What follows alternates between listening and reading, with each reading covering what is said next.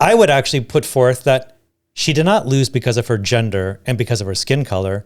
She was in that position because of her gender and because of her skin color. She's literally the ultimate diversity hire. Mm-hmm. And as people got to know her, they're like, this lady has no merit.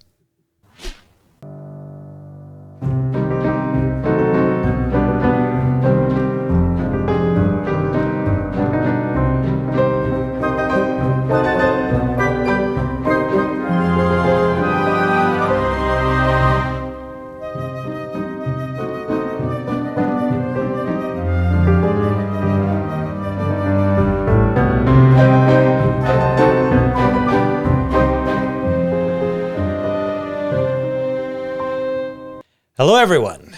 And here we are on the glorious, victorious battlefield of a Trump 2024 landslide victory. Now, this victory doesn't come without its potential downfalls, but no victory does. But at least we can stop for the moment and rejoice that there is still some democracy left in the system. Well, it's ironic since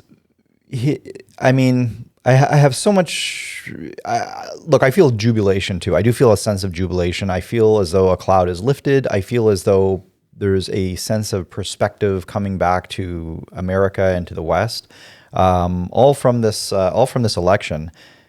I don't want to get too ahead of ourselves. We should take a little time to celebrate here, but like it is, you talked about a celebration of democracy. It's like, yeah, sure. But keep in mind that, like, what do you think about the election being stolen? Do you know why I think it's a celebration of democracy?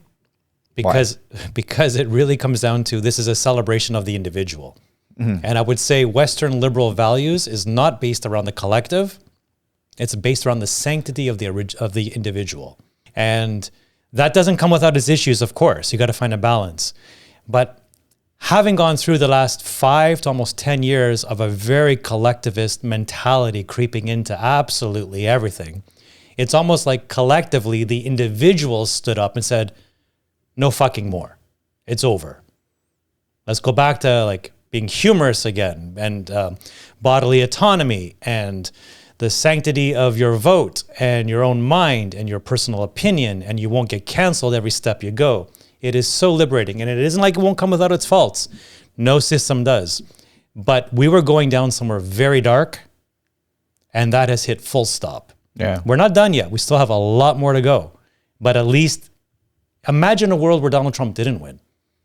And like Twitter gets shut down, Twitter X gets shut down in like 6 months to a year. Yeah. That is creeping collectivist totalitarianism. Well, I agree. I agree that this is a better place. I think I would feel a lot better, permit myself more of a celebratory demeanor if he didn't keep going on about the election being stolen in 2020 and about the sort of mountain of lies that he says so casually. I think there's something about his character that is, like I like Trump a lot better this time around than I did the first time around, and I still voted for him, or I still would have voted for him if were I an American citizen the first time around. But I do think like there's big questions about. I would have rather had DeSantis in. Now I don't know. I feel that the vibe now. I feel the MAGA vibe in the sense that all these people he's appointing, like it feels like a massive shift, and I like the shift. Like I like where this is going. But Donald Trump has always been. I've never thought he was a good president. I thought he was I thought he was better than the alternatives, and I think he was still much better than the alternatives certainly today. But it's almost like the people he brings with him are the reason to cheer right now. Well, okay, on the people that he brings with him, Donald Trump's biggest fault and challenge based on his personality is, can he keep this Avengers team together? Mm-hmm. Or does he need to be the central character at all times? Because these are very strong individuals, and they probably won't pull up with a lot of bullshit. So if he can keep his team together, we are on that would be the best. And I would say he probably has mellowed with age. Me too. In 2016, I was happy for a few minutes, really didn't like Hillary, but this was the wild card. 2020, COVID, Biden never really rubbed me the wrong way. Not that I thought he was an intellectual giant or anything like that, by sort of riding off the coattails of Obama, who seemed at the time during his tenures to be a good president. Now I actually see him quite differently.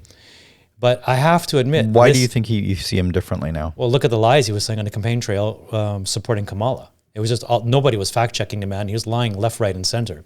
Like if you're going to talk about the lies of Donald Trump, and there's certainly some, and they're not always small, the misinformation that was coming from mainstream media and the actual government was by and large way more incorrect. So I just, this is the first election where I'm like, I'm thrilled that Donald Trump actually won. It's been a slow process for me. Yeah. So he might have just been ahead of the curve and I was slow to catch up. So I guess what it is I'm it's almost, do you remember that in The Simpsons, that episode with Grimes, where he came in and he just kind of this regular guy. He almost represented the average person going into this life of The Simpsons. And he sees like Homer being this complete moron and yet working in a nuclear power facility, having this nice big home with like a nice family, and they're eating big meals every night. And he was incredulous that this guy was so successful, being how stupid he was. And he'd like walk by his station at the nuclear power station where there's like alarms going off and Homer's just sleeping with drool coming out of his mouth. That's what... and yet it all sort of worked out for Homer. Like it always works out for him. And that's kind of what Trump is to me. But like we shouldn't attribute like genius or something. Like, he's not ahead of a curve. He's like I respect the fact that he's I don't know what I respect about him. He's somehow managed to pull it all together. He has an instinct, and I think he sees the forest for the trees. So on any one individual data point, the man is not some walking historian. But he truly sees the big picture. I feel better about him this time around. Like I think that now maybe it was the assassination attempt. I think there's more of a focus for him. I think he's picking mostly right people. Maybe we'll talk a little bit about who his cabinet, but like he seems to have a vision now. And I think it has a lot to do with like bringing Elon on, bringing Kennedy on. Like and even Susie Wiles, his chief of staff, like seems to be somebody who can kind of keep him kind of contained. And he may have mellowed now. He is 8 years older. Right. So there's a mellowing, there's a team approach, there's everything that's gone wrong in the world in the last 8 years, and when I look at where Donald Trump would have fallen on those topics, on everything that's gone wrong in the last 8 years, I would say he was correct. I don't think we'd have a war in Ukraine or in Israel if it was a Donald Trump presidency. I agree, but again, I don't want to, it's hard to I attribute it to, it's only because he's so unpredictable that they'd be like, I don't know what he's going to do. Maybe I shouldn't. So true. And it's scary. And, I can get into we'll get into it later. Like the man could be the Antichrist. He could be the false light. But at the moment, since we've gone 2,000 years with no Antichrist, I'm going to take a chance that he's probably not the one. Well, isn't it supposed to take place in 2,000 years or something? Well, wasn't that the way he said? And we have to always like check our own points of view for sure to see where we're going to fall on certain things. But at the moment, it feels, like you said, a very dark cloud has disappeared. No matter where somebody falls on like their, health or whatever, like we were just 3 years ago talking about, checking people's vaccination status in order to get a pizza slice. That simply won't happen again. We've avoided digital tyranny.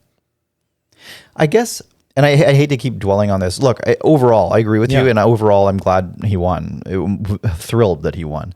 But there's a part of me that just doesn't feel like Trump has the courage of his convictions to some extent, that were to come benefit him in some way, that we did implement some sort of digital ID situation, that he would do it.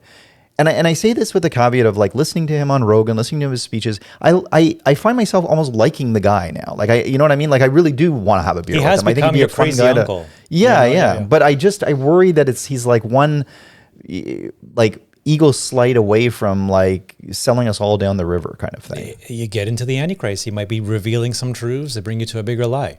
I don't deny that, and we have to always check our leaders thoroughly. But at the moment, it's just such a cloud that's lifted off. Maybe the false light was actually these all benign, empathetic Democrats. There's maybe the false light exists on the left and right simultaneously at all times. And we have to always just keep check guarding against it. But I just can't, this is truly, I can't restate this strong enough. The first election where I'm thrilled he won. For everything that has happened, I think we now fall on the other side of the coin that the negatives are less likely to happen. Well, there's a really good line that Eric Weinstein kind of expanded on this, but it was a line in an essay from 1944 by Arthur Koestler, and I'm probably saying that wrong, but it basically, it boils down, I'm paraphrasing, but when a dog will kind of like do that shake, like we have a rescue dog, and he'll sometimes do something bad, like he'll bite or he'll be vicious in a way, and he kind of, then you yell at him and it sort of almost snaps him out of it, and he does that kind of shake, and it's like he's shaking it off and he's like, okay, I'm okay now.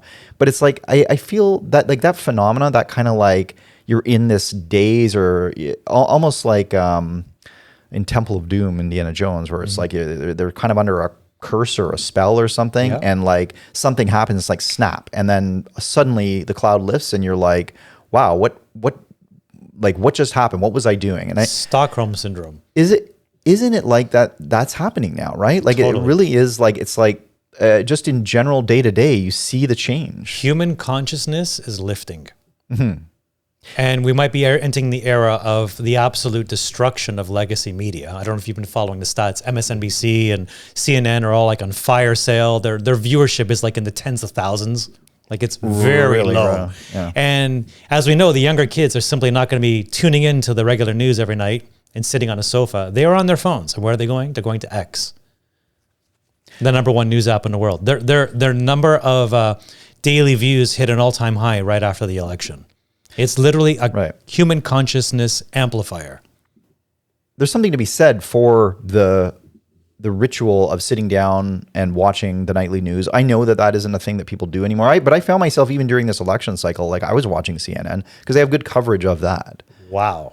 Really? Yeah, I was. I tune in only, it's like behind the curtain, what is the devil doing? That's kind of my vibe, just so I know what the enemy's thinking. You know? It's fun to watch them sometimes, but also their election coverage is, I forget the guy's name, but he always does the election. And he's Jack Tapper? No, Jake Tapper. But it was, I know all of them. No, I forget the guy, I forget his name now. Jack, I think it is Jackson or John King or John, but he does the charts. He's really good. Like I think he's kind of maybe borderline autistic. Did you just see that one moment though? Let's see how well Kamala did over Biden in the previous election, and they span out the map and there's not a single county. Like, wait here, maybe on the right-hand side, let's move the menu bar away. Nope, nothing on the East Coast either. Right.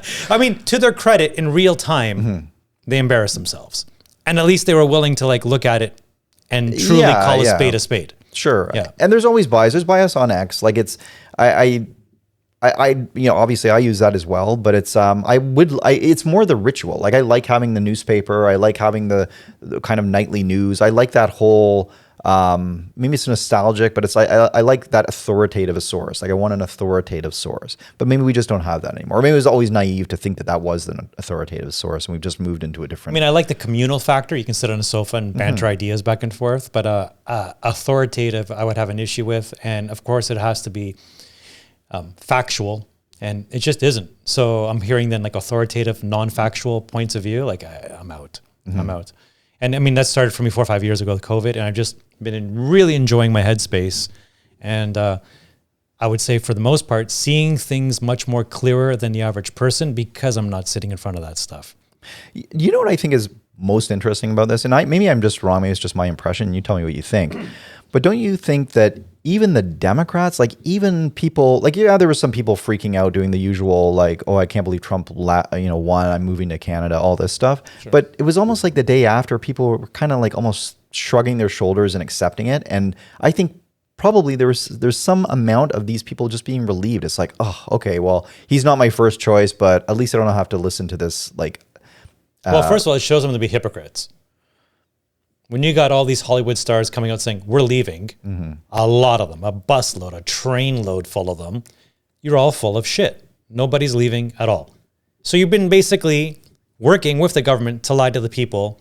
This is how bad it is. It's the end of democracy and I am leaving the country. No, you're not. In fact, many new immigrants are pouring over the border all the time. Where are you going? It's the freest country on earth. Well, I mean, anybody who's listening to celebrities, like even celebrities I like, you can't take their opinions too seriously. Well, do you know, like when it came to Beyonce and J-Lo, they all got paid I heard. to give their endorsement. Yeah. And so let's go to J-Lo for a second. Wasn't she in a relationship with like P. Diddy for a couple of years? I believe so. Did she warn us about P. Diddy and his sort of stuff? I don't know. So she's going to tell me that then Kamala is actually a better person? Right. It is absolutely bonkers. Like, I don't think no matter how cynical we are, we're still being naive to just how corrupt it is. Did you see the difference in campaign funds one had to the other? Somewhere in the neighborhood, the Democrats had 1.6 billion and the Republicans had somewhere around 400 million. So that's where I get to like, how much democracy is left in the system, because it actually showed that you can have less money and the people's individual voice can still be heard because of apps that are decentralized like X, you know? And still to that point, Kamala ended up 20 million in debt. He's going to have a tough time. Isn't that perfect? A perfect ecosystem of what the Democrats and the socialism has been about. You literally had 3 times the budget and ended up in debt and still lost. Yeah. And then apparently I heard that Donald Trump offered to pay her debt. Really? Amazing. Yeah, he's got some God tier trolling. Like, it's just so amazing. And, you know, then people will harp that, well, you know, you had the help of this billionaire and whatnot with Elon Musk. Excuse me, 400 million versus 1.6 billion? Well, you could argue that the money is not accounted for. All the kind of, like, Elon's influence on X is big enough that he, you know, you're not counting that money in the campaign but they're funds, paying for influencers to buy them. You know, they're That's giving true, a million here. yeah. They're literally influencers, you know? It's hilarious that they had to pay them. Like, I mean, it's just anyway, anyway, it was good. It's good to see that he won every swing state. It's good to see that, you know, the House is Republican, the Senate's Republican, everything is Republican. I wish that, like, you know, ideally, I would like there to be sort of some challenge, some like, you know, maybe they didn't have the Senate or maybe the Supreme Court's a little left, but I don't want that now, given how horrible the left has become. Like, they've just become this corrupt, just this bastion of corruption, and God knows what. I guess it's just big business interests that they're serving for the most part, like or some crazy ideology that nobody really wants. And what do you think? I guess I'll ask you, is the biggest, and I obviously have an opinion on this, the way I'm phrasing this, but what was the thing that did them in? The Democrats. Was it just Kamala? Was it the... Well, I mean, many people will point to the assassination attempt, which you could get into, and I think we should get into, being maybe perhaps a deep state sponsored move. Have we spoken about that yet? It's been such a tumultuous I think we summer. did a little, but not really. But you know, when a man stands up and screams after being shot, fight, fight, fight, you can't fake courage in the heat of the moment. And that's just an outstanding test of character. For sure. But when Biden was still there, when Kamala came on, she had, I'm probably saying her name wrong. I say it all the... Who cares? Okay. It doesn't matter anymore. It doesn't matter. But she was ahead in the polls briefly for when she came on, and she had that big vibes or whatever they were summer going on push. about. Yeah. But he reclaimed it. So do you think that but the election was kind of overwhelming? Like, well, I would say this regarding Kamala. She was the lowest ranked vice president in my lifetime. And they literally hid her for 3.5 years because she would tanked in the polls so much. And people knew that. And they brought her out like the second coming. And yes, there's a bit of a happy vibe. Obviously, with $1.6 billion, you get this crazy push. But the more they had to, if they had done the election earlier, some people will say she didn't have enough time. I'm like, it's the opposite is true. She had too much time. And as people actually got to know her more, they saw, wow, the original feeling on her was absolutely correct. This lady is ridiculous. So if they had done the election like in early September, she probably would have won. And then what happened is that she had to go on because she was really just hiding and not doing any podcasts, any interviews, unless they were super controlled. And then once she started dipping in the polls, they had to bring her out and start having more interviews. And then they got into a doom loop. Because the more they brought her out, the more people got to know her, the more they didn't like her.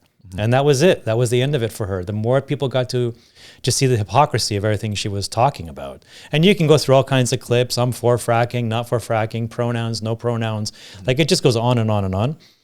So yeah, there was no real base there. Like there was no message. Like she wasn't about anything. Did she talk about gender at all? No. Did she talk about climate at all? No. She just literally everything the Democrats have been talking about for 4 years. Like, no, we're the centrist party.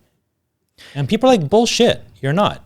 Yeah. And you can go through all kinds of, we need to censor this. And John Kerry and Hillary Clinton came out with the same sort of a thing all during the same week that we need to more regulate social media to prevent misinformation and hateful content in terms of what John Kerry said, because it's becoming increasingly difficult to govern in this media landscape. Go fuck yourself. We're adults, present the information, present it well, and let the individual decide. Yeah. And the more that went on, people are like, this has got to end. I think it was the wokeness that finally killed this. Like, I think it was just people, go ahead. No, but that forced Elon into Trump's camp. Right. Because if you're going to shut down my $44 billion app, where am I going to go? Right? And I got investors I got to think about. I got free speech, which he believes in. You literally turbocharged Trump's campaign by throwing one of the most genius entrepreneurs into his camp.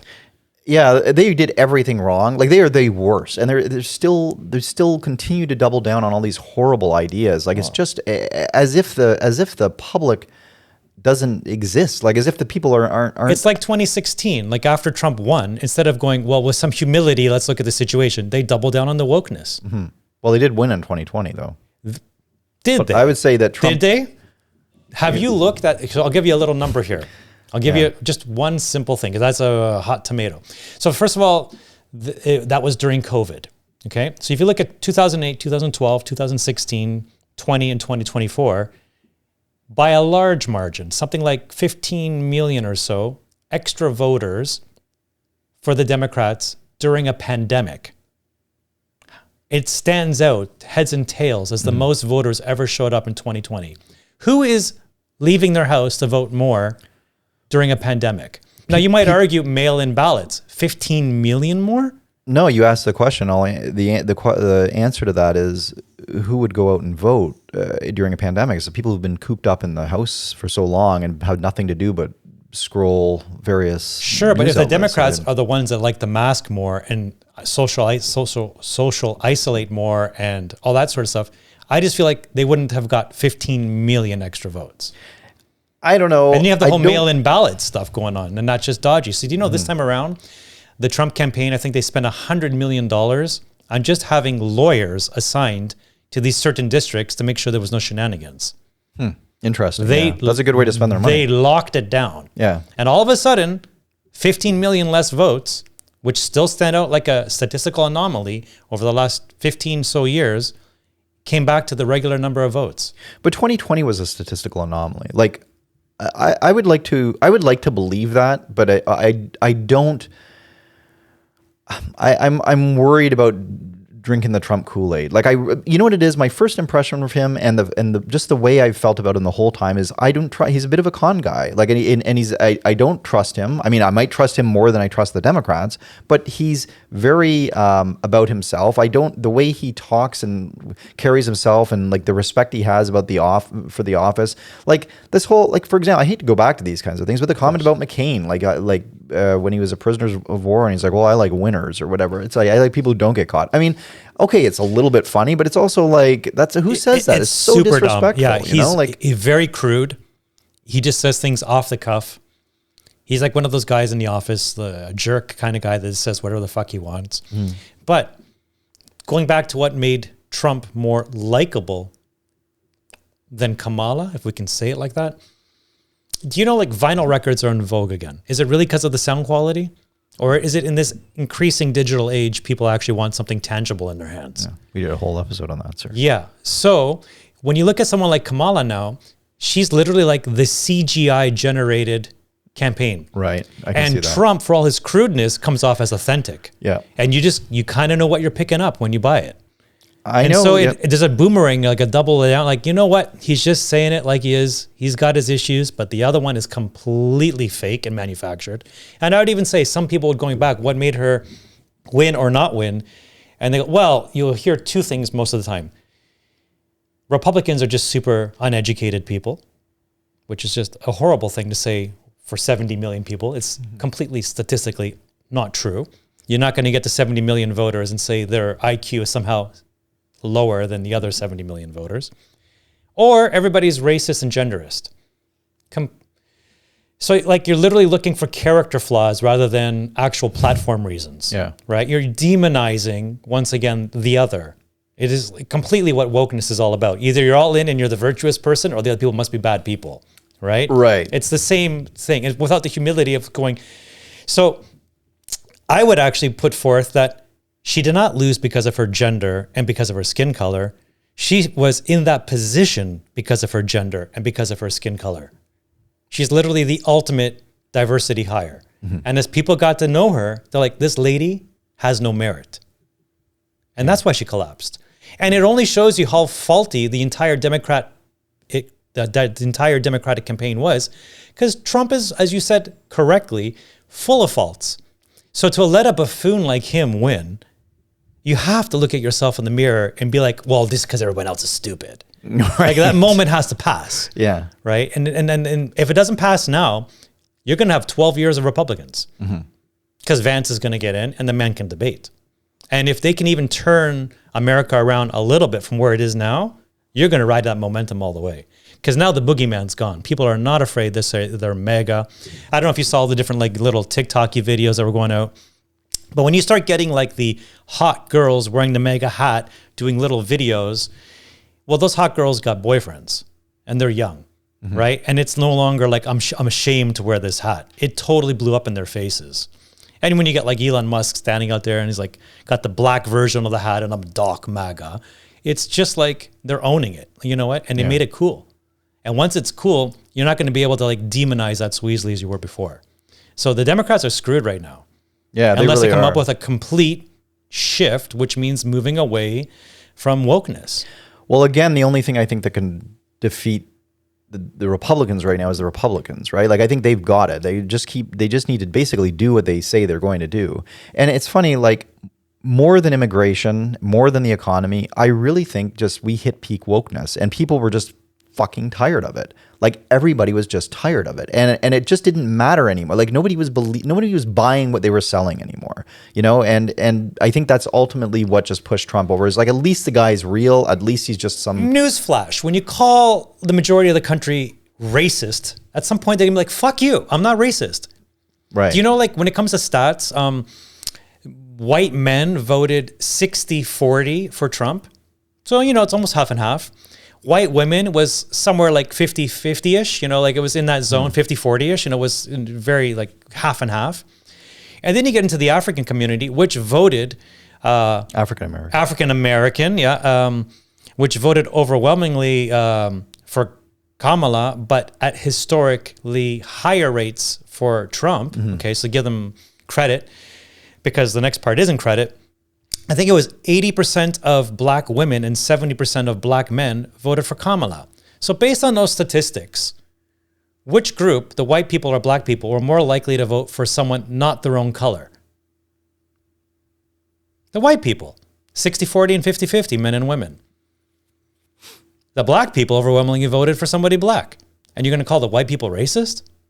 I mean, I guess that's one way of looking at it, but Now, to be fair, the black people have been through hell and back, and there's systemic reasons for that. I'm not saying this to put black people down for their decisions, but you're going to sit there and put white people down when they're voting 60-40 males and 50-50-ish females for Kamala? You can't tell me that was because of racism. What they literally want, and it's woke all over again, is 100% adherence. And if anything less than 100% adherence, you're a heretic. Right.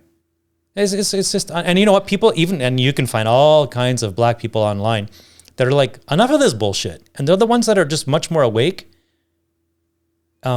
intellectually stimulated, and very powerful individuals, even if, no matter what their socioeconomic situation is. Yeah, I think you do see the numbers going up among black Americans that they were voting more for Trump. I think it's just a lot of it is built in, right? So it's like, you know, family, you have a kind of history of voting for the Dems, and then you also have Kamala, who is black, and is she black? She's half Indian. You know how disrespectful that is to her mother? All of a sudden, the one that actually raised her gets thrown underneath the bus. You walk it around like you're black 24/7. You have an Indian mom. She's the one that raised you. The father split. No, but I'm black. It's just so CGI fake, And her accent is changing everywhere. I know. What would she sound like if she was in front of a Chinese delegation? It's fake. And Trump, for all his faults, and they are numerous, I wouldn't want my daughter around Trump, but that's not what I'm voting him for. If I would be in the States. Well, so yeah, I'd love to hang out with Trump. He'd be a blast to go out with. But the idea that, again, he's just way better than the alternative. And I wouldn't even blame, Kamala was a horrible candidate. She shouldn't even be in politics. But the fact that it's whoever's making these decisions in the Democratic Party, it's blowing my mind. I don't even see how it benefits anyone. It's almost conspiratorially bad. They've gone so far left, they've left the country behind. Yeah, it just doesn't even make sense anymore. Yeah. Anyway, so I don't know if you want to talk briefly about some of his cabinet picks, or is that a little too... we've got Marco Rubio now. I don't know. Yeah, sure. I just had this one statement I was thinking about. So I'm just kind of chuckling to myself, and it's a little feisty. But with the record number of black people voting for Trump, so based on the record number of minorities voting for Trump, I suppose orange is the new black. All right. Isn't that true? And you know what? I love when people can be paradoxal. You can, I don't know, be an Orthodox person and say, but the Catholics got it right in this case, or a black person, but say the Republicans. Yeah, right, you are free thinking. For sure. You are not tied into some sort of cult. Yeah. And people have just had it. The people who are voting for the Democrats these days are either people that are living off of subsidies or the elite. The middle class, the average person, white, black, or Hispanic, the Democrats have left behind. Right. Maybe it was even the Olympics. When you get into seeing XX versus XY in a boxing ring, fuck this shit. So, it's sort of like a natural distribution curve. And with the middle being the average person. On the lower IQ side, you have a lot of people that vote for Trump. Then you have the middle average area, and you have the people that vote for Kamala. I've seen the meme, yeah. Yeah, and then you go all the way to the end, and you're literally the wizard guru. You know what? This shit. And that's kind of you could replace that Trump, Kamala, Trump arc with a unvaccinated, vaccinated, unvaccinated thing. It's do I see past what's happening? And the people who are a little less educated or don't have, they run on their intuition. And intuition is a very powerful thing. And I'd actually put Trump in that category. He's not an intellectual giant, but he's very intuitive. He can read a room. This is what makes you likable. When you're selling something, you have to read your audience. I guess. Look, what bothers you about Trump the most? The multiple lies he's told, the disrespect of the office. Would you say his lies are worse than the Democrats' lies? They're just so careless. It's so, sometimes he doesn't even, it's he's lying for the sake of lying. And it's just he doesn't have to have better numbers than any president on earth. Give me one lie. Come on, sir. I could go I could just I don't know. He said, for example, virtually every speech he'll say about 10 of them, where it's oh, we've gotten more numbers than any president on earth, or whatever. And it's oh, I know you haven't. You know what I mean? It's just a quick fact check, and it's oh no, you're lying on that too. It's so careless. It just makes me think. I get that. I get that those aren't as big of lies as saying we all need the vaccine. That's obviously a lot more impactful. And that's why I would have voted for Trump if I was American. But why show that? Why be that kind of character? Where do you fall on the statement of they're eating your cats and eating your dogs?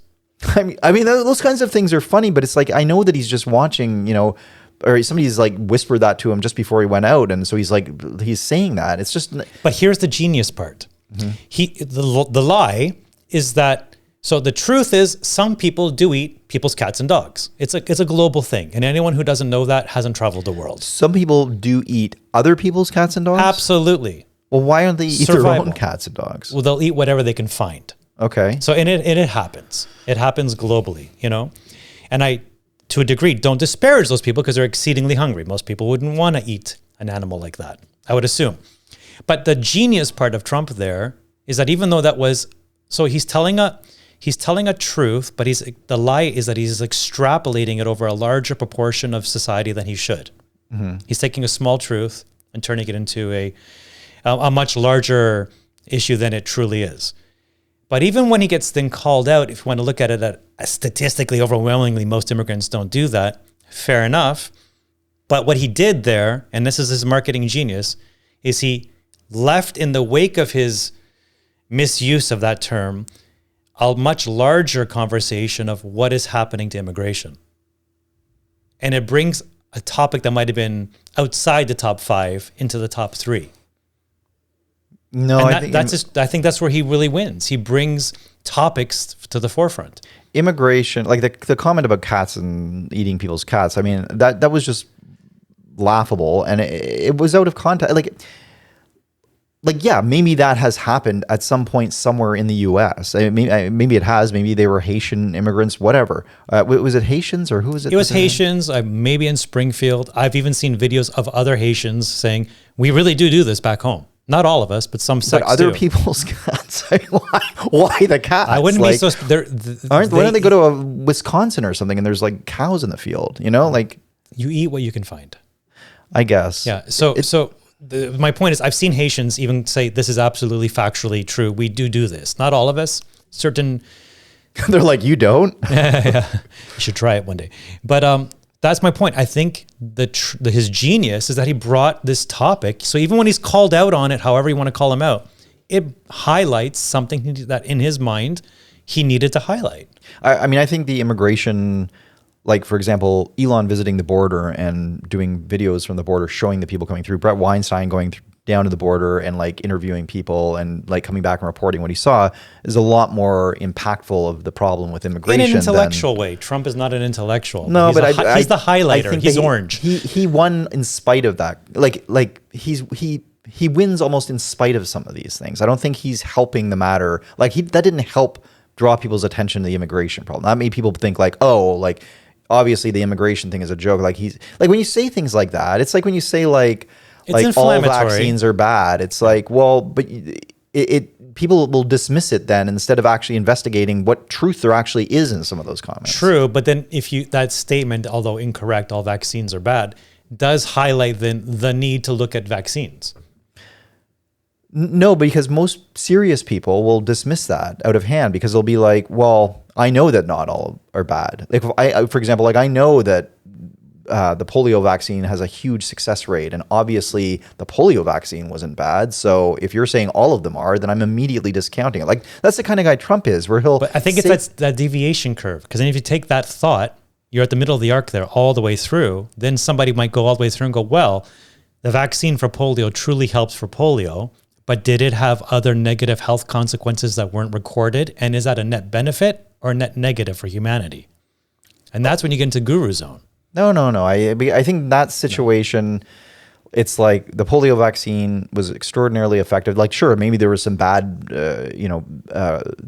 negative effects of the vaccine that just happened to be, maybe they weren't recorded or whatever. Or people never put it together. But there were, you could make the argument, well, we wouldn't even have to have a polio vaccine, for example, if we weren't spraying pesticides or whatever. Like, there's a theory going around about that, which is really interesting. But at the end of the day, like, first of all, at the end of the day, you can disassemble anything, right? Like, so it's. But is that what he does? He creates a statement, which then, in its wake, leaves then people to fill in that void and try to pick up the pieces and figure out what's going on. I just think he says a bunch of stuff, and he knows how to kind of create a splash and controversy, and he's not afraid to do it. He's an agitator. He's an agitator, and he speaks his mind, and he speaks off the cuff, which people like, but he is by no means I think he wins in spite of himself. Like, I think if you had even halfway decent candidate up there, if you had DeSantis, he would have won this by a landslide. I think maybe if they tried to assassinate him. JD Vance as the running mate, I think because I do think he's really good. Vance is probably going to. It was the first vice president presidential debate I've ever watched. Oh yeah, just by yeah. random fluke. I happened to be somewhere and there was nothing on that night. And he spoke like Trump plainly, and that's very attractive, but he smoked Waltz. And he was very cordial and everything. You know? Yeah, he was good. That's another thing that I sort of liked about Vance, whereas very contrasted with Trump. The guy's so ego-driven. The guy's so just driven by this bully kind of insulty kind of thing. I mean, I don't know. Or is he I don't just care honest about his ego? You're telling me someone like Kamala, somebody who has failed upwards her whole life, isn't ego-driven? Of course, but I'm not saying that he's worse than Kamala. I'm saying that I wish, I wish that I could, like, I have my doubts about this, even though I'm thrilled that he won. Like, I just have my doubts, and I wish I didn't have those doubts. Like, I'd like to celebrate with. Sure, it's not a perfect win, but it's like defeating the Nazis, and you're not quite thrilled with your leadership, but you're like, I'm just so happy I defeated the Nazis. Right. That kind of thing. So, I mean, that's what I focus on. What did we defeat rather than with whom we defeated it? Sure, in a sense. sure. But did you see Biden congratulating Trump? No, I didn't. I've never seen Biden smile so much. Honestly, I think Biden probably voted for Trump. Yeah, it's possible. It's possible. It's like, fuck you all. I've got an ego too. You knocked me out. Yeah. Some sort of democratic behind the scenes coup. Because there's no way that went down naturally. And it's so funny how many people drink the Kool-Aid. Oh, no, I don't want to go through it. Like, he's healthy. It's a stutter. Oh, what a gentleman. Yeah. He stepped away. Like, guys, you're not reading this at all. Yeah. Like, he came out with this, the terrible debate and then the statement that was released, and then he's nowhere to be seen for a week, and then he comes out with like a recorded sort of video. That's not the way things normally happen. Well, by all accounts, at that point, he should have stepped down. It was good that he. Sure, but did he want to? That was his ego. Well, that's what I'm trying to say. Yeah, sure. But yeah, I get that he was probably happy. But that is just a very ego thing. To. I don't know if you make it that far without having a little swagger. And that's my problem with DeSantis. I don't think he has enough swagger and charisma to really electrify the population. Yeah. He's kind of bureaucraty. I agree, but to me that's what we needed, is somebody sane and maybe a little bit boring. But he comes in, has good ideas, knows how to implement them. He's proven what he can do in Florida, and I thought that would kind of bring the country more together and set us in the right direction. I think he'd be great. I just don't think he's as sellable. I think he would have for sure won. Because I don't think that this was necessarily a validation on Trump. Like, I think that for sure he has his base, and the assassination attempt ignited that base. But I think a lot of people came over to the Republican side purely because of things like immigration, things like the wokeness. When you have statements like, "There's no such thing as an illegal refugee," what's going on here, guys? Who said that? One of them. I think they all did, but certainly you're going to find quotes from like Kamala and that sort of stuff for sure. It's just ridiculous. Like what kind of it's as ridiculous as XX and XY. Like, we're literally in the same wheelhouse. Like, in what world are you living in? And Trump, for all his faults, comes off as tangible. You can understand the concepts of which he's talking with. They're from the world that we have always lived in. Yeah. Not some fantastical ideological utopia. And, the man has faults, but he felt like an old piece of wood. I know what I'm getting, Yeah, fair enough.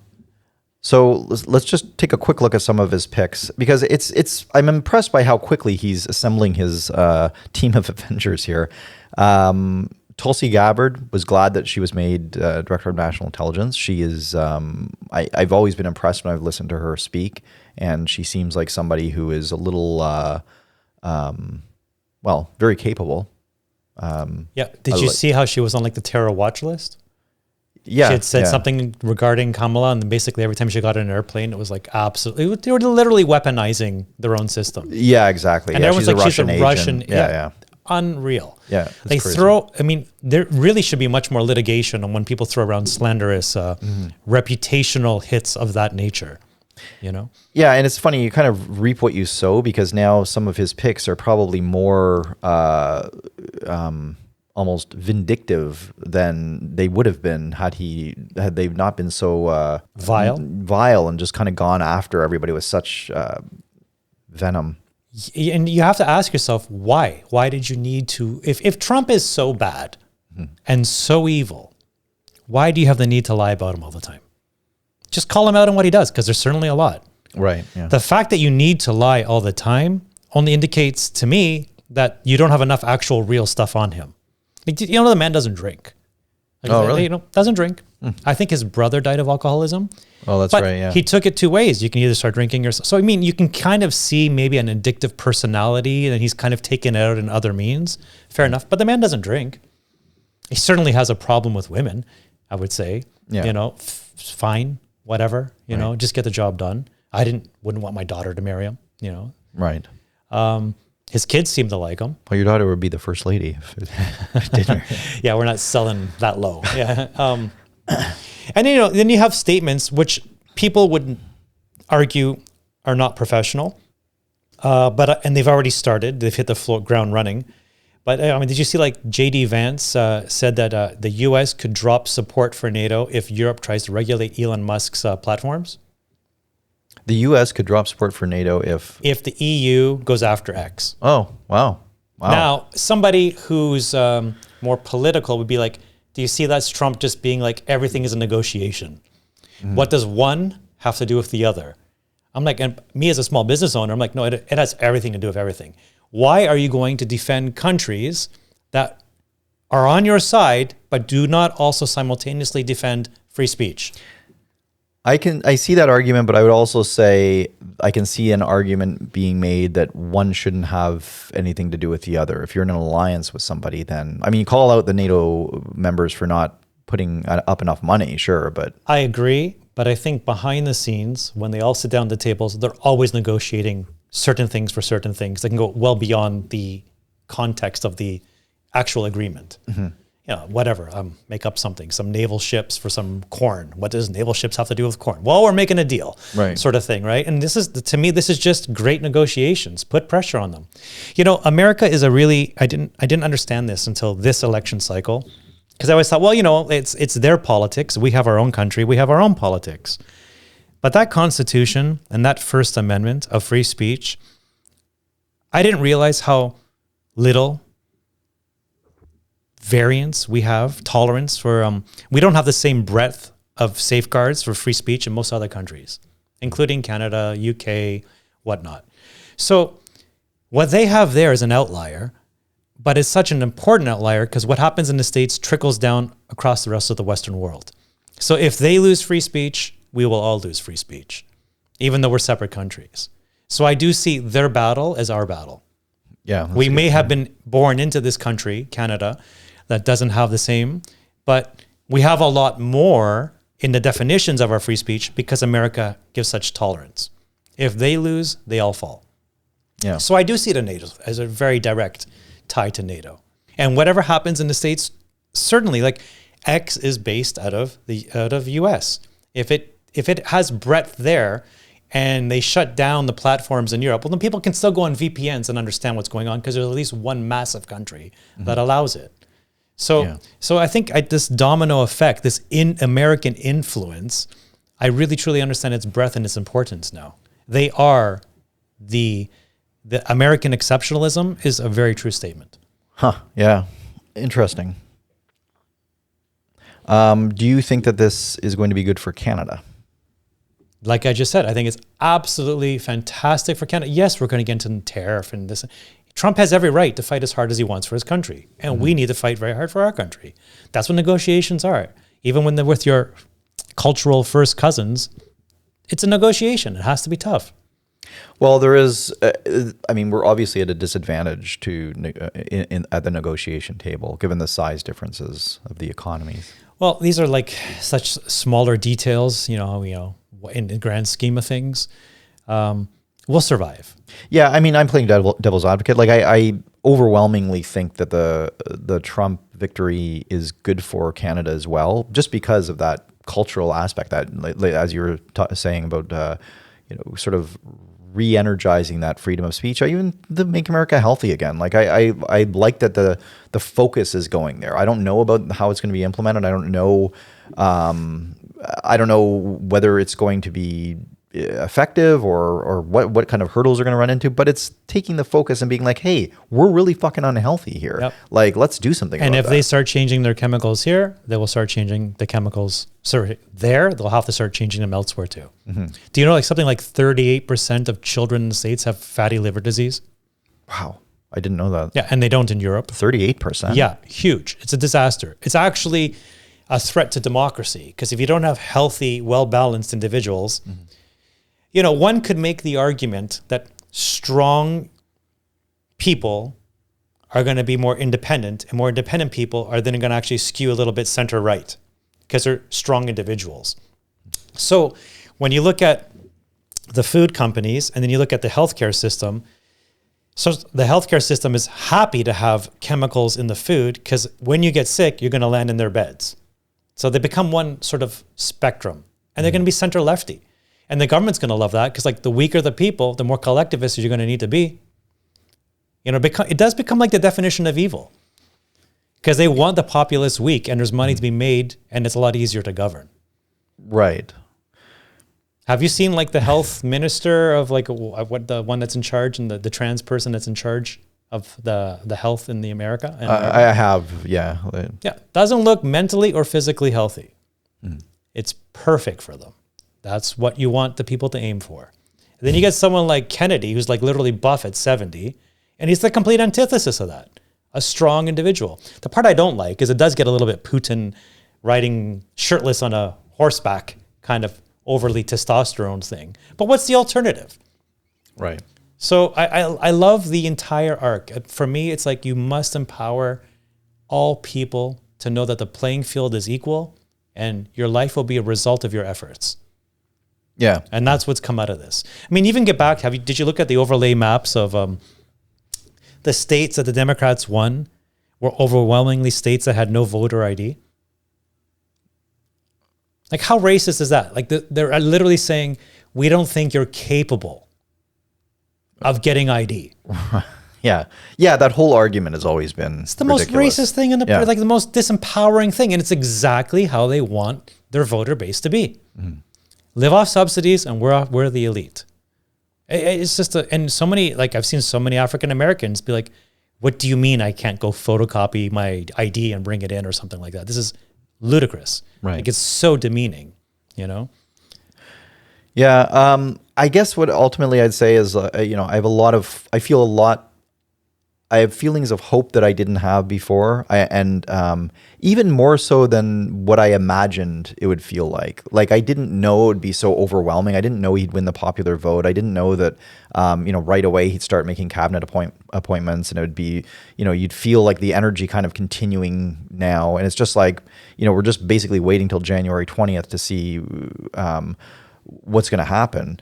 I think that I just really hope that, you know, Obama made a lot of big overtures about change when he came in, and Biden, you know, is going to be the uniter, and both of those things failed. Like they both, there weren't any great changes under Obama, things stayed very much business as usual, if not getting more business as usual, Or more racist. And with Biden, I mean, he sure as hell didn't unite anyone. The country's never been more divided. I'm hoping that Trump can somehow find his better angel here and be that uniter and be that person. Like, I'm not saying he needs to compromise. I want him to implement the stuff he needs to fix. But we shouldn't be like, let's let people kind of embrace this, even though they might be slow to kind of come around. Like, let's let people get rid of their pronouns, you know, and not like mock them for having done it in the first place. And let's, you know, I hope that it's the time, like, let's focus on bigger things now. Let's stop being petty. In the end, Trump proved to be more energetic and industrious than Harris. Like, it's just, I think he didn't take a single day off. Harris took numerous days off. The man is 78, did a 3-hour podcast, didn't go to the bathroom with Joe Rogan, got on a plane and went and talked to Michigan. That's just an incredible, and you know, I think at this point, perhaps he's really not doing it for himself anymore. I think he actually does believe in the American experiment. Yeah, I think maybe he does. I'm truly feeling it. Yeah. He's too old to really care about himself to the same degree as he used to. I think he's in his maybe- last decade of life. I kind of, well, not necessarily, but I do think that he is. I agree with what you're saying. Like in 2016, or when he did the initial like entry into this, I don't think he was. I think it was mostly ego driven. I don't know if it still is that. I think that there has been a bit of a transformation. Yeah, there. Like, and I just find him. I find him utterly authentic, and preferring to be genuine and occasionally crude than the otherwise inauthentic and sappy Harris. yeah. Well. Yeah. And I think that's a huge amount of his appeal. Yeah, like you were saying, he might have gone into it for the wrong reasons in 2016, but I don't feel that now. And I don't feel that around the people that he's selecting. Like literally every heretic of the last 4 years is getting massive positions in the government. That is such a validation and condemnation of what has happened over the last 4 years. Like this is a reckoning of biblical proportions. And it's funny that you actually said, find his better angel, because there is something that's feeling very biblical to me. And he may prove to be the Antichrist. I am watching with no bias, you know, but at the moment I can only defeat one enemy at a time. And the main enemy was defeated. Right. Yeah. Yeah. There'll be more battles. You know, Winston Churchill was the man who won World War II, and then they voted him out of office. You know, like your skill sets may only be for a certain time and place. And maybe he's exactly the right man for the next 4 years and not a minute more. Well, it's the second term too, so. Yeah. But yeah, it'll be interesting. All I can say is I'm feeling more energized, a lot more energized now, and a lot more optimistic now than I was a few weeks ago. But to really, truly fix the battlefield, the Democrats have to realize their errors and realize that it's not simply their ideology, hell or high water, this is the sword they're going to die on, that they actually have to put forward a program in which appeals to the middle class. Yeah. Yeah, they need to get their shit together, like hugely. But I'm afraid most of them won't have that level of self-reflection, and we'll just double down in the schools and indoctrination and be like, well, we'll just keep forming the population around our ideals, because that's the problem when you become ideologically captured. They're not going to back down because they truly see it as the better way. So that's where they get into the talking down, you're simply not as intelligent. I don't know if they have this woke virus. Like, I really understand now in a completely different way why they went after the communists in the 1960s so hard. Because once an idea pathogen gets into society, and particularly when it's of a higher order thinking, and that the better person goes in that direction, it's really hard to come back and say, well, I need to deal with the real world. So let's see. But yeah, I think Trump and Kennedy, absolutely so happy they're part of this team. And Trump, Kennedy, and Musk, I mean. And Trump's biggest challenge is to be able to keep that team together. If he can just keep them together for 4 years, miracles can happen. Right. All right. Let's leave it there for today. Thanks, everybody, for listening, and we'll talk to you later.